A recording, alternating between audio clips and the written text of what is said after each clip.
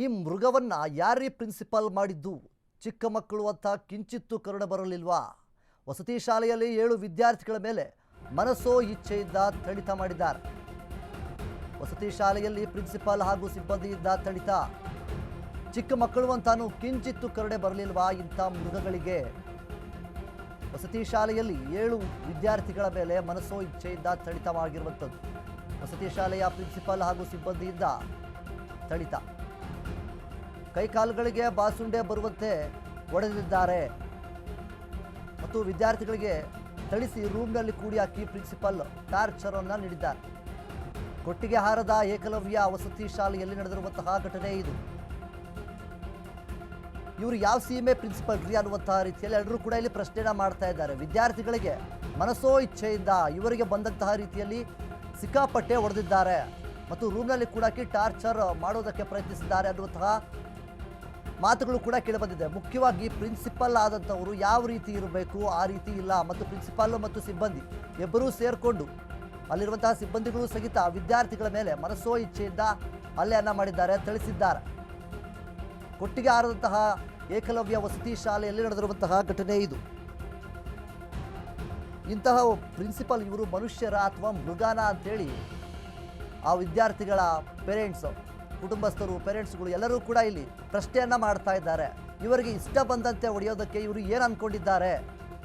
ಇವರಿಗೆ ಹೊಡೆಯೋದಕ್ಕೆ ಅಂದರೆ ತಪ್ಪು ಮಾಡಿದಾಗ ಬೆದರಿಕೆ ಮತ್ತು ಹೊಡೆಯೋದಕ್ಕೆ ಏನೊಂದು ಪರ್ಮಿಷನ್ ಇದೆ ಅನ್ನೋ ಒಂದು ಕಾರಣಕ್ಕೆ ನೀವು ದೃಶ್ಯಾವಳಿಗಳಲ್ಲಿ ನೋಡ್ತಾ ಇರ್ಬೋದು. ಬಾಸುಂಡೆ ಬರುವಂತಹ ರೀತಿಯಲ್ಲಿ ವಿದ್ಯಾರ್ಥಿಗಳಿಗೆ ಹೊಡೆದಿದ್ದಾರೆ. ಸ್ಥಳಕ್ಕೆ ಪೊಲೀಸ್ ಅಧಿಕಾರಿಗಳು ಕೂಡ ಧಾವಿಸಿದ್ದಾರೆ. ಏನೆಲ್ಲ ಆಯಿತು ಅನ್ನುವಂತಹ ನಿಟ್ಟಿನಲ್ಲಿ ವಿಚಾರಣೆಯನ್ನು ಕೂಡ ಮಾಡ್ತಾ ಇರುವಂಥದ್ದು. ಎಲ್ಲ ವಿದ್ಯಾರ್ಥಿಗಳನ್ನು ಕರೆಸಿಕೊಂಡು ಯಾರ್ಯಾರಿಗೆ ಈ ರೀತಿಯಾಗಿ ಹಲ್ಲೆಯನ್ನು ಮಾಡಿದ್ದಾರೆ, ಯಾರ್ಯಾರಿಗೆ ಈ ರೀತಿಯಾಗಿ ಥಳಿತವನ್ನು ಮಾಡಿದ್ದಾರೆ, ಅವರೆಲ್ಲರ ಅಭಿಪ್ರಾಯಗಳನ್ನು ಕೇಳ್ತಾ ಇದ್ದಾರೆ. ಯಾಕೆ, ಏನಾಯಿತು ಅನ್ನುವಂತಹ ರೀತಿಯಲ್ಲಿ ವಿಚಾರಣೆಯನ್ನು ಮಾಡ್ತಾ ಇರುವಂಥದ್ದು.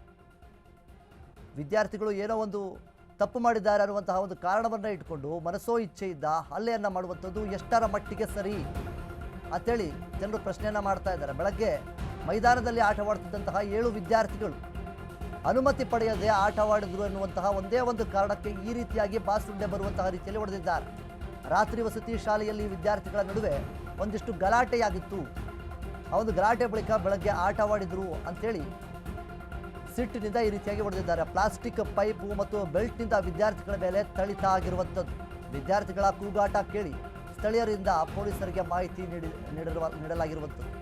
ಸ್ಥಳಕ್ಕೆ ಬಣಕಲ್ ಪೊಲೀಸರ ಭೇಟಿ ನೀಡಿ ವಿದ್ಯಾರ್ಥಿಗಳ ರಕ್ಷಣೆಯನ್ನು ಮಾಡಿದ್ದಾರೆ. ಥಳಿತದ ಕುರಿತು ವಿದ್ಯಾರ್ಥಿಗಳಿಂದ ಮಾಹಿತಿಯನ್ನು ಸಂಗ್ರಹಿಸ್ತಾ ಇದ್ದಾರೆ ಪೊಲೀಸ್ ಅಧಿಕಾರಿಗಳು. ಪ್ರಿನ್ಸಿಪಾಲ್ ಸತೀಶ್, ಸಿಬ್ಬಂದಿ ಶುಭಂ ಥಳಿತ ಮಾಡಿರುವಂತಹ ಮಾಹಿತಿ ಈಗ ಹೊರ ಬಂದಿದೆ. ಇನ್ನು ಮುಖ್ಯವಾಗಿ ಪ್ರಿನ್ಸಿಪಲ್ ಆಗಿರ್ಬೋದು, ಸಿಬ್ಬಂದಿ ಆಗಿರ್ಬೋದು, ಅವರವರ ಒಂದು ಪರ್ಸ್ನಲ್ ಏನೋ ಒಂದು ಫ್ರಸ್ಟ್ರೇಷನನ್ನು ಪಾಪ ಮಕ್ಕಳ ಮೇಲೆ ಹಾಕಿದ್ದಾರೆ ಅಂತ ಅನ್ನೋದು ಕೂಡ ತಪ್ಪಾಗೋದಿಲ್ಲ. ಇಲ್ಲಿ ಅವರವರ ಮನೆಯಲ್ಲಿ ಏನೋ ಒಂದು ಕಿರಿಕಿರಿ ಇರುತ್ತೆ, ಅದನ್ನು ತೆಗೆದುಕೊಂಡು ಬಂದು ಮಕ್ಕಳು ಏನೋ ಒಂದು ತಪ್ಪು ಮಾಡಿದ್ದಾರೆ, ಪರ್ಮಿಷನ್ ತೆಗೆದುಕೊಳ್ಳಾರದೆ ಗ್ರೌಂಡ್ನಲ್ಲಿ ಆಟ ಆಡಿದ್ದಾರೆ ಅನ್ನುವಂತಹ ಒಂದೇ ಒಂದು ಕಾರಣವನ್ನು ಇಟ್ಕೊಂಡು ಅವರಿಗೆ ಮನಸ್ಸೋ ಇಚ್ಛೆಯಿಂದ ಬಾಸುಂಡೆ ಬರುವಂತಹ ರೀತಿಯಲ್ಲಿ ಈಗ ಥಳಿತ ಮಾಡಿರುವಂಥದ್ದು. ಇದು ಅಲ್ಲಿರುವಂತಹ ಜನರಿಗೆ ಎಲ್ಲರಿಗೂ ಕೂಡ ತಿಳಿದ ನಂತರ ಪೊಲೀಸರಿಗೆ ಕೂಡ ಈ ಒಂದು ಮಾಹಿತಿಯನ್ನು ಹಂಚಿಕೊಂಡಿದ್ದಾರೆ. ಈಗ ಸದ್ಯದ ಮಟ್ಟಿಗೆ ಪೊಲೀಸ್ ಅಧಿಕಾರಿಗಳು ಸ್ಥಳಕ್ಕೆ ಧಾವಿಸಿ ವಿದ್ಯಾರ್ಥಿಗಳನ್ನು ವಿಚಾರಣೆಯನ್ನು ಮಾಡ್ತಾ ಇರುವಂಥದ್ದು. ಏನು